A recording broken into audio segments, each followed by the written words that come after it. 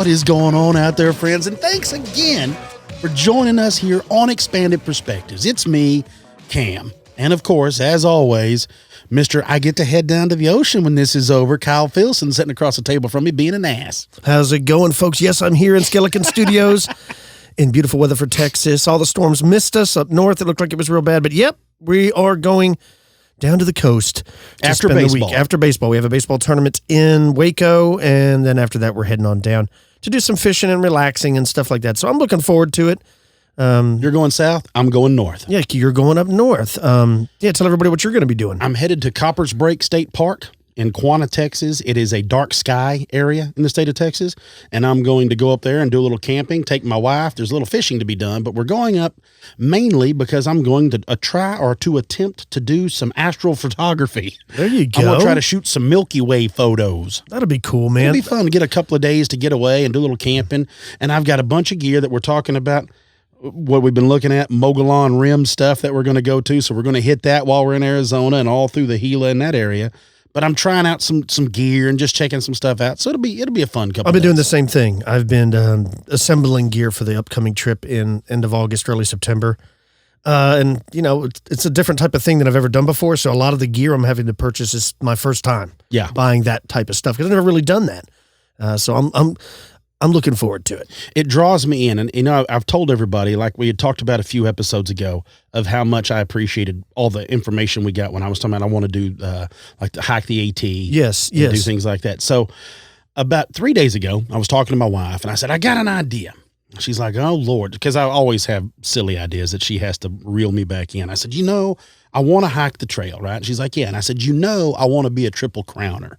She's like, yes, I know what that is. For those of you that don't know, and if you don't remember, it's if you have to hike all three trails in the U.S. So you hike the AT, the Appalachian, and the Pacific Crest, and the Continental Divide. But I told her I want to hike them nonstop. Right. I was going to say, some people do them in sections. Yeah. Well, and I don't mean a through hike. I'm talking all three nonstop. Oh, hike one, go to the next, hike it, go to the next, and hike it. I'm like, dude, that would be awesome. So I got online and went to researching it. There's been 6 people do it in a calendar year. Hike all 3 trails in 365 days. Man. You are busting it out. And the most recent one, I believe, to do it was a young lady. Let me ask you this. If you have like a concealed handgun license in like the state of Texas and say you're doing one of those hikes, is it applicable in other states? Negative. But you would still pack though, right? Well, I'm from Texas. Of course, I've got to take a handgun. You know what I'm saying? Because they got like those little group shelters and stuff. I'd be worried about some crazy guy. It goes back into, do you remember the movie, what was it? What's the Clint Eastwood movie? Not The Forgiven, The Unforgiven. Yeah. Okay. You remember when English Bob shows up and he turns over his guns, but he doesn't turn over his guns. Remember, they tell him to. And little Bill shows up. And little Bill says, Bill tells him, you know, you got to turn over your guns. And he's like, well, Bill, it's not so much that you don't see them, rather that you don't hear them. That's the whole idea of having an air quotes concealed handgun. It's not the fact that people don't know it's there. It's that people don't hear it is what you want it to be. But I'm kind of along the same lines. I've done enough of these tales and research. Oh, yeah, that's what I'm saying. And know what goes. And there was just an attack on the Appalachian Trail, I think, a week ago. I'm not surprised. I get emails on the reg from you guys listening that if there's something crazy happens on the trails, they send them. That and shark videos. Enough already. I get it, dude. I don't like it. Send Kyle some people getting bit in the face by a spider. Send him something like that. It's one of those things with the handgun that it's something I'd much rather have it with me and not need it than need it and not have it. I would rather explain myself as to why I had it to a law officer. I could pay a ticket or a fine. Yeah. It's a lot, Yeah, I'll take that. It's all right. Yeah. I mean, unless you want to study on Krav Maga or something like that, learning how to disarm people. I mean, yeah. If y'all don't follow that on Instagram, McDojo Life, you're missing out. But yeah, so that's it. So anyway, I talked to her. So she thinks I'm completely insane, which is, that's accurate. I get it. And I will probably never do it. I will probably just go back, like we talked about, photography or high mountain lake hiking to go fly fish, something like that along those lines. But it's still nice to daydream and think about that stuff. Yeah, you got to have dreams. Yeah, it's going to be fun. So many times on the show, we talk about people sending us their stories, and please continue to do so. We got an interesting one from a guy named Matthew. This is pretty neat. He says, "Hey guys, so I'll preface this story with the obligatory, I don't really believe in ghosts because, well, I don't really, as most everything in life can be explained with science or logic. Science. But similar to many people, I have a story, or rather a series of stories that to this day I have not been able to explain in any way that truly satisfies me to the point that I maybe would have to consider myself some kind of believer now. Anyways, here they are. While I was in college, I lived in a fraternity house for a couple of years, 2011 through spring of 2013. It was an old house, probably built in the mid to late 1800s, that had housed a variety of families, fraternities, and sororities over the years. Of course, being an old Victorian house, it had its quirks and noises, but generally speaking, you would never be alone, as guys were always coming and going. On the rare occasion that a brother would be alone at night, they would always talk about hearing or seeing things. In fact, one new member always said that he saw a person follow me up the stairs and refused to ever sleep there again. I had always chalked up those stories to just being an old, creaky house with lousy lights and insulation, until at least this series of events happened to me. My first year in the house, I roomed with one other brother in a northeast corner room, and there is one particularly important detail about this room. On the roof outside of our north-facing window, there was a spotlight that lit up the letters on our house just next to those windows and also always shined into the room. Well, one particular night, my roommate, his girlfriend, me, and my soon-to-be boyfriend were all bedding down for the night. It was college, so two couples sharing a room regularly was the norm, and we left the spotlight on for some reason, so there was a glow to the room. Basically, like if you leave the curtains open during a full moon. As I'm falling asleep, I watched this black mass, almost like a cloud, move from the southeast corner into the northwest corner. So I watched something move diagonally across the room towards the spotlight, eventually disappearing into the spotlight. Now, normally I would have just figured that I was seeing things as I slowly nodded off, but this time my almost boyfriend sat straight up and said something like, "What the F was that?" That was followed by my roommate's girlfriend asking, "Did you see that black thing too?" Three of the four of us seeing the same thing definitely confirmed to me that I wasn't just seeing things as I fell asleep. Something was in that room that night.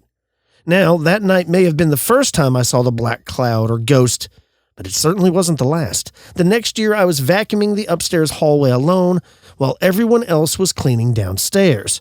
As I turned around, I saw something come through the attic stairs doorway and move into another bedroom. This startled me a bit, so I went looking for whatever brother had clearly tried to scare me. The problem was I was the only person up there. Every other room was empty, and it obviously wasn't a person because the attic door never opened. Also, during that year, I encountered the same black mass while taking a shower.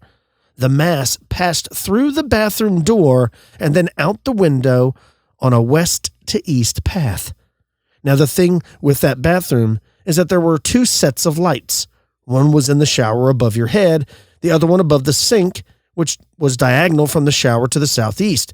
The placement of the lights ensured that any shadows would get cast behind you while you were in that room.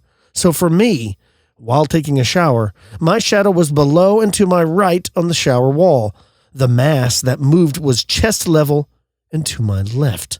And shadows certainly don't move the way this thing did. During that same year, I had my own room in the back corner of the house. It was mostly unremarkable as a bedroom, except every so often there would be a knock in the middle of my south wall, a wall that was on the second story and only reachable by a ladder. But we never had a ladder around, and this only happened on quiet nights. Finally, I have this super odd thing that was happened virtually all of my life. If I sleep in a house that has had some sort of trauma occur there, or it's thought to be haunted, I will have this one reoccurring dream or nightmare. A hooded figure will drag me throughout the house, and no one is able to help no matter how much I fight and scream. And usually I wake up screaming. I bring that up because while living in that fraternity house, I had this dream once a month like clockwork for over 2 years. We found out later during a homecoming weekend while talking with 2 alumni who had gone to our college during the late 80s and early 90s that a sorority was in that house, and one of their sisters died in a car accident at the age of 19 or 20 years old. From that point on, members of that sorority claimed to have had encounters with her ghost. So that's the story of how I went from a non-believer to a maybe, probably believer. Now, I don't know if it's the sorority girl who died or not, but that house is definitely haunted. So that's a pretty cool story. That's a great story. The black mass. I picture like a vape cloud, but only black, moving across. But what's the chances of multiple people all seeing it at the same time? Yeah, because I'm with them. I would think I would feel the same way. Like if just as you drift off to sleep, you'll start having some really bizarre thoughts. Oh yeah, I always know. And I know when I do that, I'm realizing I'm falling asleep. Right? I don't know why, but like seconds. Like you feel like you're falling off a ledge. Sometimes I just think of something wacky. But my thing is with this. Yeah. If it's one of the sisters, why would it feels like it's more of a dark entity than it is like the ghost or I agree. Something of a friend, of a fallen comrade. I don't know. I'm not a fan of any of that kind of stuff floating around inside your house or inside your room. I ain't down with that, player. Not one bit. Not one bit. Well, sticking with the theme of today's story, I'm going to talk about real quick a couple of these little sightings I believe you'll like that took place of upright canines in Wisconsin, y'all. Yeah.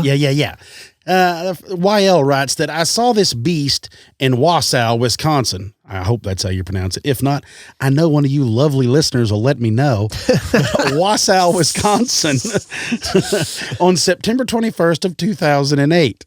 Me and another person were in the car on a 2-lane road with farms on either side.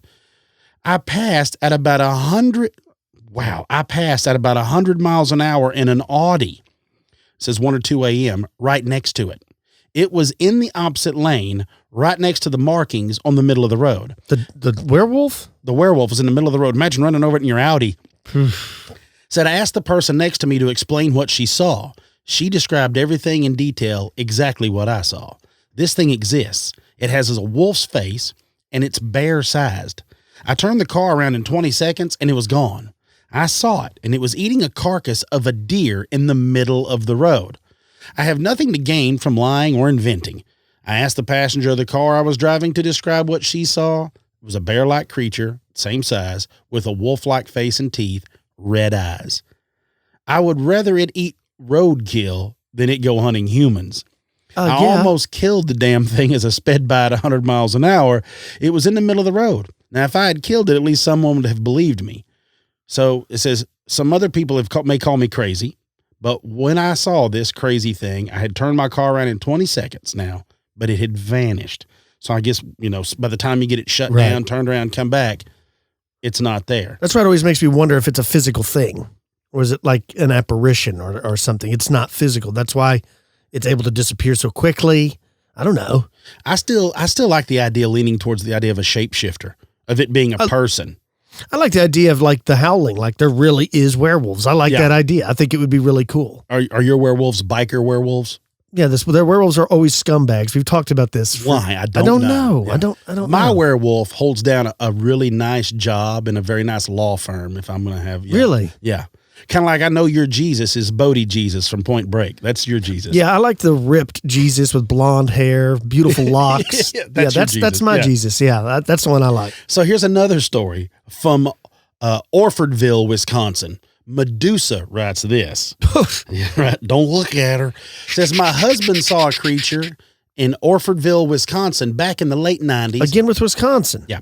Off the old Highway 11. He was picking up speed to continue onto the highway, and the wolf, she writes, was on the side of the road on all fours. And then it got up and walked in front of my husband's car and looked right at him. Now, he says this wolf creature had a huge muzzle, And you ready for this? Huge. Yellow eyes. Not red, but yellow. He said it then ran on 2 legs across the road and into the cornfield. Needless to say, my hubby got the heck out of Dodge. So I said, now believe me, my husband and I live in Janesville, Wisconsin, which is less than an hour from Elkhorn. And in 1998 or so, my husband was coming back from visiting a friend of ours in Orfordville. And that's when he saw this thing on the side of the road. So it goes on, it says, this creature was down on all fours, stood up on 2 legs, ran in front of his car, and then, of course, ran off. Now, this is what it says. Not only did it have a long snout, was very hairy, but they guess, or he estimates the size of this creature was about 6 foot tall. Okay, seems reasonable. It's we're not talking 9-footer, 12-footer. I don't know why that 6 foot. We're talking about a werewolf first of all, but for whatever reason, if you say it's 10 feet tall, I'm like, no, that can't be real. Somebody's pulling 5'5". Yeah, I believe that. I don't know why. What? My legs are long enough. Thanks. You don't have to keep pulling on them. But you're right. I understand what you're saying. It's the same. It's the exact same thing as that you feel is like, why are certain things okay and other things you're like, nah, there ain't no 10-foot werewolf. There's 6-foot werewolves though. I've seen them. I do the same thing with Bigfoot. When somebody says they saw one, it was 12 foot tall. I'm like, I don't believe that. I still love the fact of the crazy Dogman sightings. And even though I don't want to believe it, I don't know why I'm okay with believing Bigfoot, but I'm not okay with believing Dogman. I don't know. And then there's other days that I don't even believe Bigfoot. I'm like, that's no way that's true. There's no way any of that's real. And then there's, like we say, it's an internal struggle that drives me insane. I mean, I talk to people every week about it. And like, I'm just an old man or someone just randomly email me. And I'm like, why would the guy make it up? Yeah. I don't know. Yeah. I don't know how to feel. So we're going to take a quick break. We're going to jump in. I have a rather long segment about more Dogman sightings that do not happen in the U.S. And then we're going to kind of wrap into the story of the Morbach werewolf. So when we come back from the break, let's get into some more crazy Dogman sightings. You're listening to Expanded Perspectives. Well, what's happening, y'all? Here we go with some crazy. Well, we always say crazy. Is that how I start this thing off, right?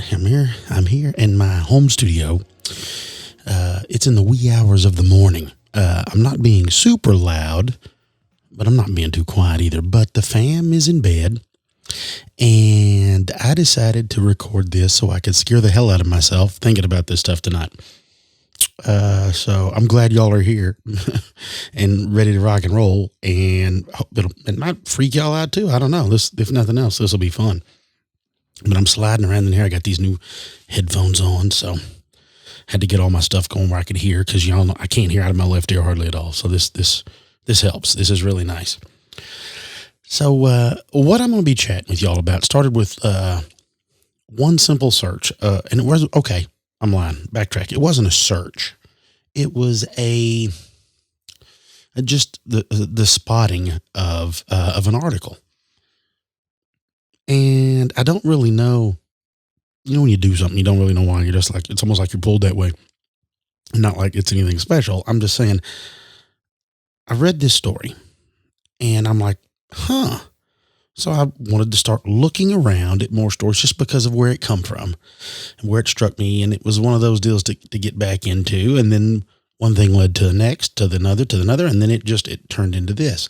So what I'm talking about is what we've discussed at the beginning here it's werewolves overseas, or Dogman overseas.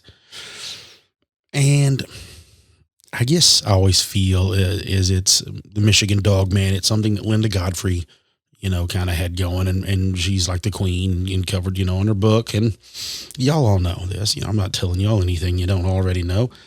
But it was something, I guess, I just expected it only to be here and not everywhere else. I don't know why I felt that way. I mean, there's always werewolf sightings from all over. And so I don't know why I felt that way, but it just did, just one of those things of me being an idiot.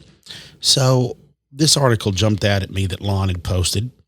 And like I said, one little thing, dug in and digging and looking, and it just led to another. This is what it was. The thing that popped out at me was a fellow named Alan BGT wrote, sent this to Lon, and it's an upright canine was observed in France. So it says, in January of 2018, I had an encounter with a bipedal wolf-like creature near Nice in France at night on my way home from work around 12:45 in the morning, y'all. So between 12 and 1. Hey, at least it wasn't around 3, right? So it says, I told my story the same night to my family, and then later on, I shared it with 4 friends.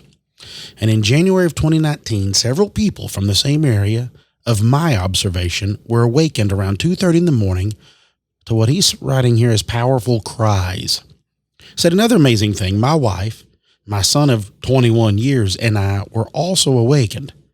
And it says that they were about 1 kilometer away for these neighborhood houses. Said at the same time, the husky of the neighbor started barking louder and getting more and more excited than we've ever heard. And he says he's lived by this dog for 4 years. Said now, it's a friend that had told me the next afternoon on the phone that he was scared and was remembering my encounter just a year before. So he explained to a lady next to this apartment here that the creature that felt like, and this was it, I felt like the creature was in her garden. So what it is this guy had this sighting, told his friends. A year later, they hear these noises. This dude's friend lives in the apartments in there where these sounds are coming from, and says, hey, look, I feel like that thing was right outside of our door or in your garden. And, it doesn't sound like he said, oh, hey, I told the lady next door you'd seen it too, but it was one of those deals that, maybe this thing that you saw was finally here a year later. Awesome enough. So then I look, there's another one in France that happened back in 2017. Joel reported that he lived in Paca, France. And at one night I saw something really strange. Y'all ready for this? At about 1 o'clock in the morning. Says I was driving with my wife and we were going home. She was tired, so she was sleeping when this happened. Now I live in a small village in the heart of the countryside and vineyards. And at night, I often drive full high beam. We're going full regalia, full high beam lights going, because it says we have a lot of game that can cross the road. And so you want to drive carefully. He says here that I arrived at the foot of the fields and I saw 2 luminescent eyes on my right at the edge of the grass. And I told myself right away, it's just a fox. So I slowed down to avoid any problems. Says he decided to cross the road while I was at what I would say was about 100 meters.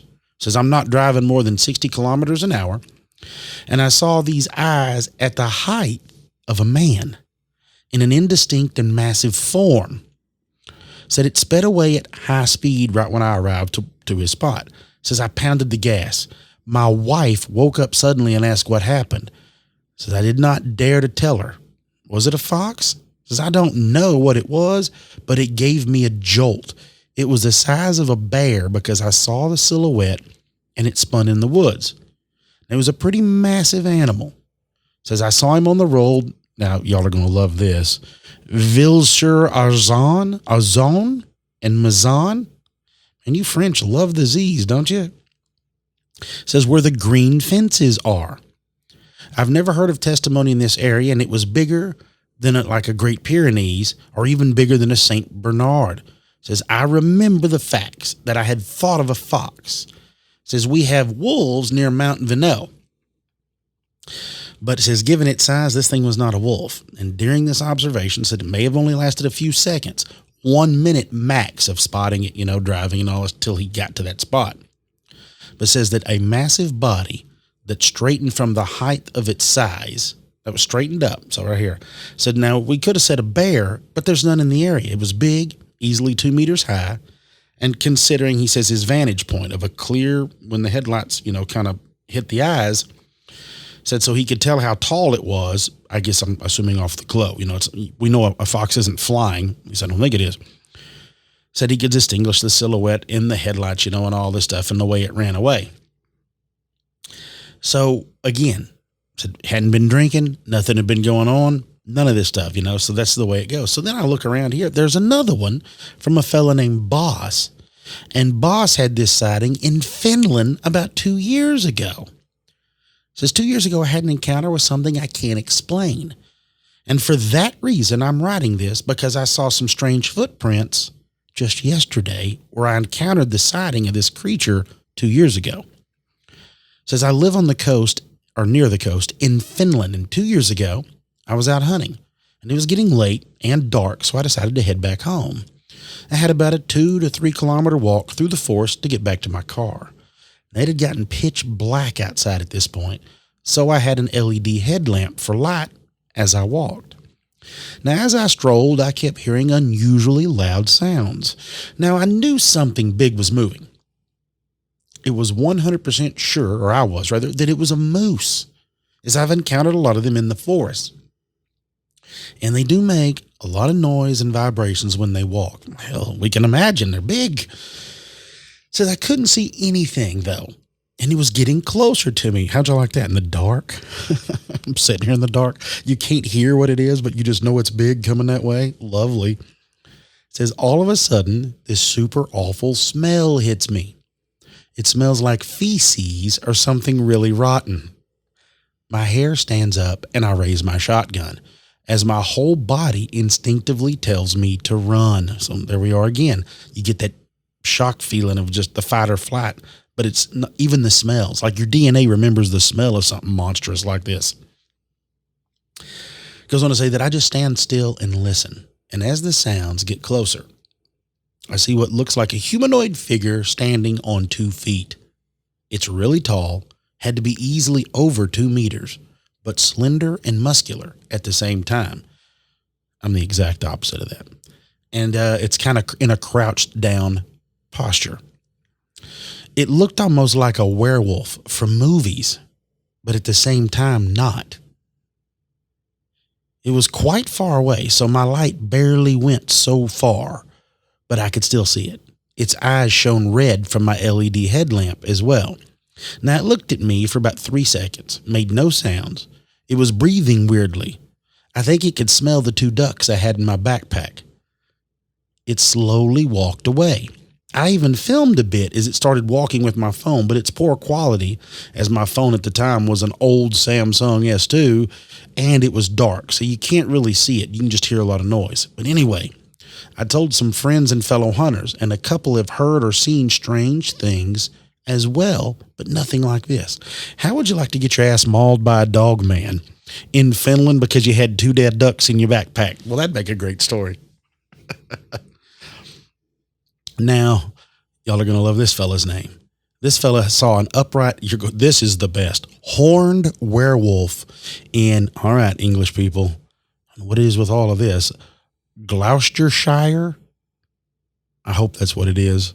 Worcestershire? It's Gloucestershire, I believe. Fella's name is CBD. Preach it, brother. And CBD writes, I don't even know how to explain this, but I'm not the sort to believe in ghosts, devils, demons, or cryptids. But this has changed my mind drastically. I live in the United Kingdom and live in the countryside. I live on a moderately busy lane and have loads of fields behind my house. Now, 5 minutes up the road, there's a hill. It's called Coal Peak. So he changed it for privacy, but the hill don't want to give out its name. In Gloucestershire. Now, it's about 6 fields away from my house and a 5-minute walk from the road. Now, me and my 2 mates go to the peak that overlooks our town and can see the Severn Bridge and a place called Stone House. They smoke weed, but I don't, so I can't blame it on the weed. Okay. So we set up the top for a good hour just chilling, and we decided to go home as it's around 2 a.m. Now, they walk the roadway as it leads to town where they live, and I decided to walk the field back through that way as I didn't want to walk down the road on my own after my mates turned off. So to get to the fields, you have to walk through a little forest for around 1 or 2 minutes. It was pitch black, moon shining bright, stars in the sky. Dude, this is already creeping me out, what this guy's doing. Here we go.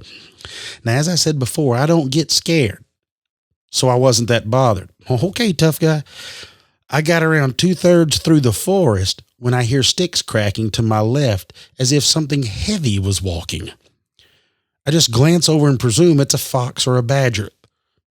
Look, all you Europeans, what are y'all doing just assuming everything's a fox? Man. Now, I get towards the gate and open it as it leads into the fields that lead to my house. I close the gate and start to walk, and that's when I heard something I will never forget. It sounded like Minecraft Creeper, but a lot deeper sounding and bigger. I don't know what the heck Minecraft Creeper is. I have no clue. But it says, I turned around, and on the path, I can see this thing around 6 feet tall, skinny as F, head shaped like a dog, and had horns. Probably just a fox. I thought my eyes were playing tricks, so I just stood there watching it, hoping it was going to vanish. Dude, I'm with you. Click your heels, do something. It says, well, to my surprise, after around 5 seconds, it started to very slowly walk closer and closer until it got to the gate. It was like it didn't know what to do except just stand there. I was sweating, had red vision, and thought I was going to have an anxiety attack. I'm with you now. I slowly walked across the field trying to figure out what the hell it was. I looked back at about halfway across the field and it was gone. Now a sigh of relief can finally calm down and just take a nice walk home. Yeah, that's what I was hoping for. I was in the last field from my house in view. I knew all I had to do was jump over my fence and I was in my garden. I got to my fence and hopped over and felt safe and secure. Before we go any further, folks, I want to back up. This fellow just said he wasn't scared. Now he's down in here. How do you walk across a field after seeing a werewolf with horns? He said I'm just slowly walked across a field trying to figure out what it was. Slowly. Really? A werewolf with horns that's over 6 foot tall and you're just like, thought it was a fox. And you just saunter across like an old cowboy going from one saloon to the next for a slug of whiskey? No, homie, you are pumping it. Usain Bolt style to get to your garden. It says, all of a sudden, I had this fear. Oh, my bad. Hold on. I was walking across my garden to get to the back door, and behind me, my drive light came on. Now, this light only comes on if it detects motions. It says if it's really windy and a branch sways in front of it, and it wasn't windy, nor did I walk past it. So then all of a sudden, I had this fear of getting snatched. So I quickly run to my back door, open it, and run to my attic converted room. My skylight window looks over my drive where the light came on, and I stood on my bed and looked out the window. Oh, here we go. That's when I see this werewolf-looking thing with horns. Stood there sniffing around the cars. It wasn't a dog. It wasn't small enough to be a badger or a fox, and it wasn't a cow or anything like that. I got into bed and just watched movies till the sun came up and slept then. Ever since then, I never look out of my window at night and I never walk through those fields. I honestly don't know what this thing was, but it scared the crap out of me, and I won't go out in my garden past 11 p.m. Yo, dude, CBD here has told a story that I ain't down with any of this big werewolf stuff hanging out around. Can you imagine? Like dogs come up in your driveway at night when you're in there sleeping, like some of them like to hike their leg on your tire. Imagine a 6 foot werewolf when he's marking his plate. You'd have to rinse the car when you gotta be like, oh, this is awesome. So, okay, all jokes and all fun aside, those stories led me to this crazy story about American soldiers that had an encounter with a Dogman. It says it was back in June of 1944, and it was somewhere in Western France. Now, here we are, y'all, back in France. And it was just a few days after D-Day. It said there was a group of soldiers were ordered to watch this hill, and they were in this Jeep. And in this Jeep, they had like a big 50 cal mounted on it. It says as they arrived on the scene, they found 3 dead German soldiers who had been torn to shreds. There were body parts everywhere. And it says this, goes on to talk about a witness that was there. The witness in this that they had talked to said it looked like a bomb had gone off in this whole area. So the fellas unload out of the Jeep. They mill around, they look, they check it out, right? It's right around dark when they get there, like normal. They inspect this area. As the guys are looking at the dead bodies, looking at how everything's messed up, they start hearing howls, and they count 5 howls, 5 real long howls. And at this point, they're looking up in the skylining where you can look along the ridge, and they're seeing all this stuff, and they see movement up on that hill. So they get back in the Jeep. Of course, at this time, you're still thinking, enemy soldiers. They run back. What they report was that they watched 5 bipedal canine creatures or canine-like creatures walk over the hill and make their way down to the dead soldiers. So what they watched then was they proceeded to eat these soldiers, bones biting through everything like it was nothing. Said for some strange reason, they never took notice of the Americans there in the Jeep. Said not until one man attempted to load his gun. And at this point, they hear it and start looking in that direction. So that's when they turn their attention to the soldiers. Then they start making their way towards them in the Jeep. So the dudes in the Jeep open up. So from what it sounds like is they opened fire on these werewolves, and they said it was just hammering them. So they believe that they fired over 1,000 rounds between the 5 men out of that Jeep into these werewolves. And of course, now at this time it's dark. So, what do you think? It's done, right? Whatever these things were, we'll see in the morning, because they're over there losing fluid.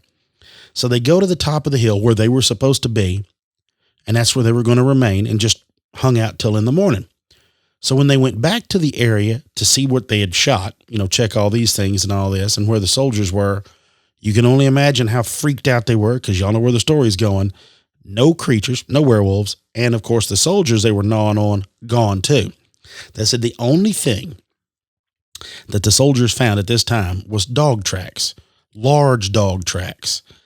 And they said what it looked like was that they were a whole lot more of whatever they shot that were eating on these people and coming towards them.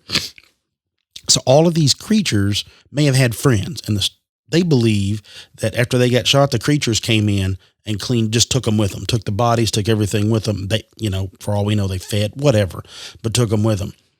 Now, there was the story comes from a guy's grandfather. So the grandfather was like, hey, look, I was there. This is what was going on. This is what, the whole deal is it comes in. And the way it wraps up is after they did their whole investigation and couldn't find the bodies, couldn't find, nothing. Everything vanished. They went straight back, did their swap out the way they were supposed to, went and was talking to people, reported it. This is what we saw. This is what was going on. And that's as far as it went. So it always makes me wonder, like we always, if you haven't seen the movie Overlord, I suggest you see it, but it makes you think of crazy German experiments. What if there were dog soldiers like that? For me, that's something that I like to dream about, like, ooh, real werewolves that you turn into warriors. That stuff's awesome. So I'm looking at this werewolf stuff over there. Well, there's another thing, speaking of Germany, that's called the Morbach werewolf. And the Morbach werewolf's a pretty interesting legend because, like I said, it takes place. You got to imagine this. There's a town called Wittlich in Germany, and it is said to have been where the last werewolf was ever killed. And so the story goes that there was a fellow named Thomas Johannes Schwitzer, and he was an alleged deserter. He was in the army for Napoleon, and he allegedly deserted all that, right? And was going back to France. And so with him, as he's headed to France, there's a bunch of Russian deserters. There's all these things. Story goes that he's going through the village of Wittlich, and the soldiers are hungry. You can only imagine it's probably cold the way the thing's going. And they go to this farmhouse, and they're like, hey, this is what we're going to do. And they're discovered by the farmer that has it. And they kill the farmer there. Okay. And so, because they can't be found, they get found, they know they're going to be killed. So they lash out, kill the farmer's son.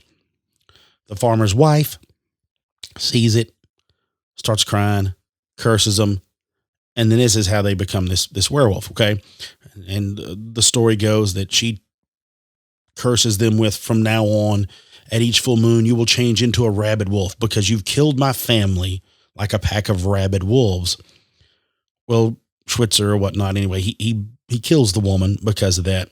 Story goes, as it goes on, it takes him over. It makes him crazy. His personality alters. He becomes a rapist. He becomes a murderer. It really turns really, really bad as the tale, the folklore, whatever goes. He leaves his people that he was deserting with, takes up with a group of bad guys, you can only imagine, bank robbers, whatever it is. Goes crazy with these other bad guys in his gang. Well, he's so crazy and so out of it and so rough that the gang is like, dude, get out of here. We don't want nothing to do with you. We're splitting away. He's too hard for gangsters back then. Like, this guy's crazy. So the story goes, of course, he moves into the forest. And while he's in the forest, of course, he's killing people's cattle so he can survive, eating calves, whatever he can do. And then it also goes like people that might see him, he kills those people.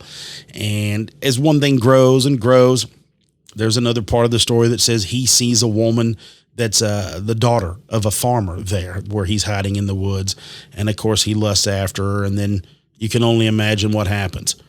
He gets her, and he doesn't kill her, just rapes her, which is, I hate to even talk about that. Is that weird? Like, I don't even like to even bring it up. I don't know. So it's just one of those things.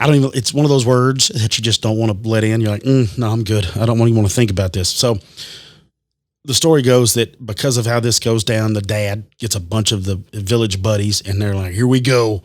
And they go in and they chase him down and they find him and at a fire, like at a campfire. And so he takes off and it's near that village of Morbach. So they kill him and they bury him there. And there's actually a shrine that's built in the village of Morbach. And the story goes that as long as there's big candles in it. And as long as you keep the candle going, that the werewolf, which is what they called Schweitzer, whatever. That's what they said he was. And you realize he's not physically changing. It just made him into like a wild animal, which sounds to me like he was already a wild animal. The curse just was really nothing to do with it. He was already working his way that way. The curse is just something way to add to the story, but who knows? But the story goes that if you keep the candle lit and it never goes out, that the werewolf will always stay away. That's pretty much the story. Well, the young lady that he had assaulted bore him a son, and the son's name was Martin. And the family of the son of Martin say that they show no signs. The bloodline shows no signs of the werewolf trait. And apparently in the area there around Morbach, they're a very well-respected family. So this would make a really interesting movie, really interesting story of something like you could imagine a couple of hours of a movie, something crazy, the wacky story I told y'all. So everything's great until you have to imagine now that it's 1988 and there is an Air Force base there, Hahn Air Force Base at Morbach. Now there's a group of people there, there's military men, all that. So they're coming back. And these fellas see that the shrine, which is outside the base there, the candle's out. So they start laughing because they all have heard the story, right? No big deal. You're stationed there. You're going to hear the story. I mean, that's just something you cannot avoid.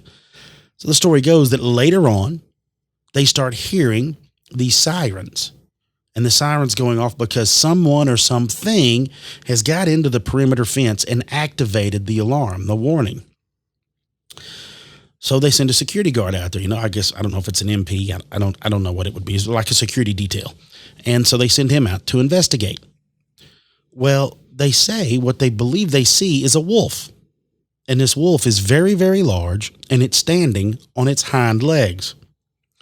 And the soldier reports that it stares at him for a little bit. They lock eyes, looking at each other, and then it jumps a fence.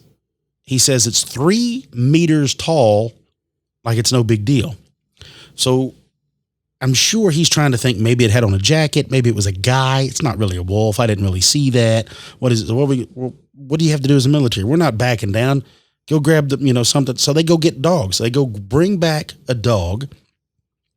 And the story goes, it's like a police dog. So they, you're thinking one of these. So they're going to bring this dog back and it's going to track it. Well, like we've talked about in Missing 411, we've discussed in a lot of things, they put the dog on the track. The dog's not tracking. They said it sits down kind of cowering and starts howling. Well, so you're like, okay, now what? What are we supposed to do? Nothing. We don't know where it went. We were going to put the dogs on it. Story goes that the next day, they relight the candle on the shrine. And after that, they didn't see anything. Nothing else was seen. Now, this was a fellow named D.L. Ashleman, and wrote that little article about it, that little experience, in 1998 when this happened, okay? So there's another one. There's another one talking about being stationed at Hahn. Now, y'all ready for this? From 1988 to 1991. Now, mind you, DL's story started in 1988. Now, he didn't submit it till 10 years later, but in 1988. So here we go again. 1988 to 1991 is when this one comes in from. It says, I was stationed at Hahn from 88 to 91, and I worked at the Morbach Depot a lot from 88 to 90. Now, it's a very large area. And at the time, it had only perimeter lighting and lights and some buildings near the front gate. It was true that there were several areas, mostly on the east side, that were heavily wooded. But for the most part, the area was a tangle of open roads and steep grass-covered berms. We joked about the Morbach Monster, but usually only to scare the new guys. I work with several people who had been there since before the 1988 incident, and none of them ever mentioned it to me. So here he is working. He's talked to these people, and they don't talk about it. So he knows about the incident. So he says that the only stories I had ever heard were about one of the wild boars that the local Forstmeister kept in the area, and it kept getting loose and chasing someone up a light pole. Not freaked out dogs, and no fence jumping. It says that if you've ever seen a German wild boar, they look like a 4-foot-tall Brazil nut with tusks and legs. That might be the best description I've ever heard of one. It says they're dark brown and stinky and hairy and big and could easily be mistaken as some sort of supernatural beast. It says not to be all wet blanket, but I don't believe the story about the 1988 sighting. It says it would be too hard to keep quiet, and that there would be plenty of people who could just be too scared to ever work there again. The place can be creepy enough at night as it is. And Psycha is who wrote that. So I'm like, okay, no big deal, right? No big deal. So you start looking into it. More people have started talking about what they've seen, what they found there. People have had different sightings. Some people, this fella here says, I was a security policeman at Hahn from 86 to 90 and spent a lot of time at Morbach. I heard all of the werewolf stories also, but had never seen anything to me that would indicate that a werewolf was actually there. It says, I walked that area, the whole thing, the whole deal. But it says one of our canines was a big black Bouvier with bloodshot eyes. So we would always send that dog handler to the backside of the area to meet the new guys with the dog. And there were also reports of German World War II soldiers that roamed that area. So ghosts. So they're sending the big scary dogs back there to scare people. Their friends, pretty much. Sounds like they're messing with them. But now they're talking about seeing German ghosts. So you're like, well, where's this going? Well, then you jump to a fella named Shane. And Shane says that I was stationed at Morbach from 91 to 93. My buddy and I saw something in the bomb dump one night that looked like a cross between a bulldog and a monkey. And it did not like us shining the lights of the VW 6-pack truck on it. It was hairless and muscular, and it bared its teeth at us and then ran up and over the igloos, which are those storage units.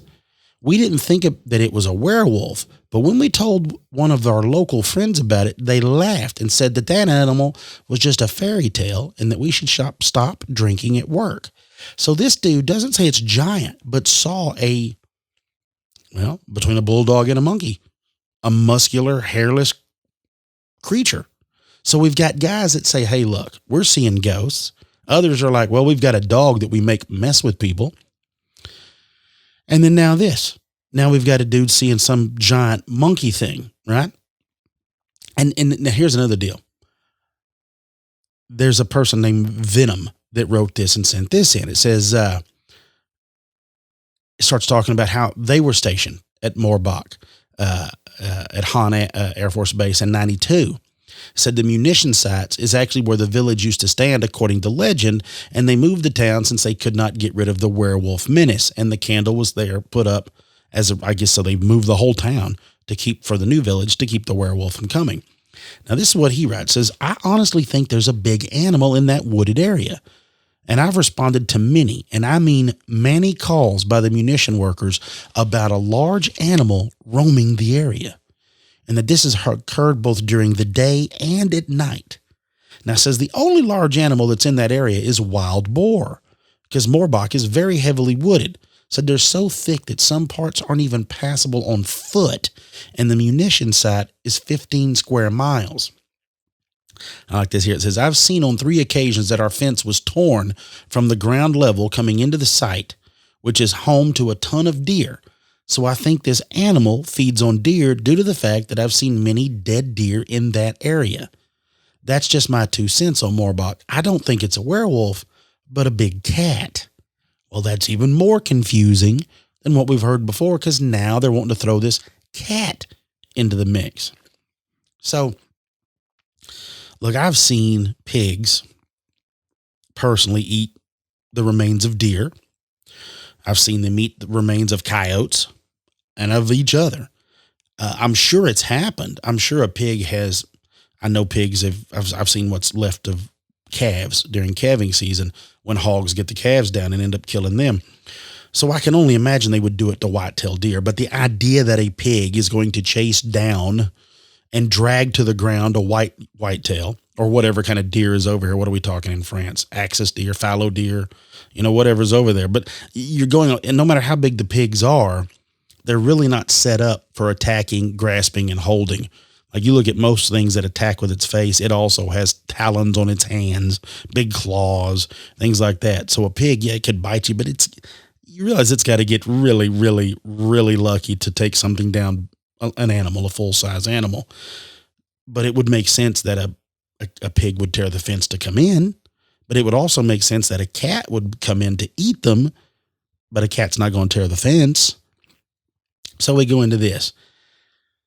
There's a lot of people that says, here's another one. Kane wrote in saying that he was stationed at the Hahn Air Force Base from 83 to 90 and did a lot of midnight tours through Morbach as an SP and said, listen to this, they call the monster Momo. Is that creepy enough for y'all? It says, yes, I firmly believe there's something out there. It says, could have been a large dog? Possibly. But it says, many times we heard movement deep in the woods and loud yowling. Says it is very spooky there, and it was a damn strange night. So you got to imagine now he's seeing something. He's glad he's got his gun. It says, thankful for my M16. So we've got more of, they had a nickname for it, and he heard some stuff out there. So yet again, now we're sure, there's probably wolves out there, but now we're talking about something. I say there's probably wolves. I don't know. Maybe talking my ass. Most of the time I am. I don't know if there's wolves out there or not, but at least if there were, it would give you an idea of what would do this, what's making the yowling. Of course, I guess it could be a dog or it could be a fox. So it says here from Albert writes that I was stationed at Hahn Air Force Base from 1987 to 1990. Now, this seems to be the magic time again, folks. And I had the time of my life there. And said that I think we had about 8 to 10 SPs at the munition storage area at the time. Now, one night, about 6 of us SPs, along with 2 canines, decided to take a walk in the area without weapons. Yeah, that's what I would do. And we left them in the tractor trailer that we had as central security control. We first went to the pig pen. That was in the storage area just to take a look at the pigs were there and that the gate was secure. So we went walking down the road. And about 100 yards from the CSC, we went off the road way into the forest that was in the area. Walking along, the dogs stopped. And they heard some noise in the brush, and the dogs yelped. They didn't want to go any further. And we heard something in the brush again, like we were being shadowed by it. It says, then there was this howl, a type of howl that you can't duplicate, and nor have I ever heard it before. And it was 20 or 30 yards closer than the brush noise. Now, my hair, I remember, on my arms stood up, and my whole body tingled all over. Well, that's your DNA telling you to run, partner. And that's exactly what he did. We all ran the heck out of there back to the CSC and locked ourselves in. Now, I cannot explain what I heard, and I've spent nearly 20 years just trying to justify to myself what I heard. What I think this could be is the townspeople over the years have mastered the werewolf gig. Now, I've never heard that approach for it, but that is an interesting approach. Is what if it's the townspeople that are messing around with you, right? What if it's them doing all of this stuff, which, might explain some things. Now, there's another one here. We're going to get into a fella that is telling about the stories here. I believe he was a commander. I want to say like one of the first commanders there, or was, yes, the first commander of the Munitionslager Morbach in 1956. So I've got a ton of more stories. Like I said, they get back into it. Some more crazy things that happened. Some more crazy sightings, some ideas, stuff that might be in a whole deal. But I've flapped my gums long enough. We're going to take a quick break, and we'll come back. We'll wrap it up, and then we'll do the next on the next little part. You're listening to Expanded Perspectives. And here we go. Folks, I hope y'all enjoyed that. I'm sorry I didn't finish it. I've got quite a bit more. I will probably pick it up and run with some more of it on next Monday's show. We'll run it out again, talk about some more of that crazy stuff. Like I said, it's a very interesting story of what goes on at the Air Force Base, not to mention. So what caught my attention was, of course, I don't know, yet again, more things I don't know why I feel this way.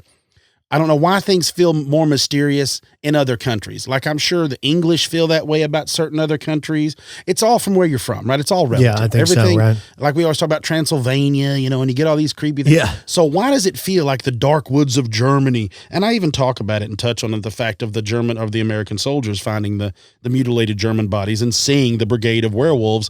You think of these things as like, yeah, I could picture that. Like we talk about in the movie, I'll even bring up, was telling Kyle, like Overlord. You can picture something like, for whatever reason, crazy groups of werewolves. I think there's even a movie called like Dog Soldiers. Yeah, I've seen that. That's excellent. It's like a werewolf movie where they're fighting against. Yeah, like these British soldiers, they're surrounded and they go to this old farmhouse and they're trapped in there. Spoiler alert.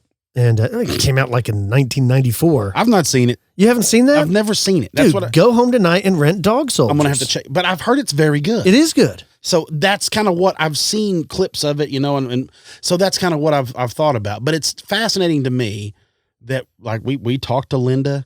We've talked to Linda multiple times, even off air. Now, it has nothing to do with the show. That it seems that it started here, but then it didn't really start here because there's old tales of werewolves in the old country. Yeah. You know, and so why wouldn't they be everywhere? I don't know.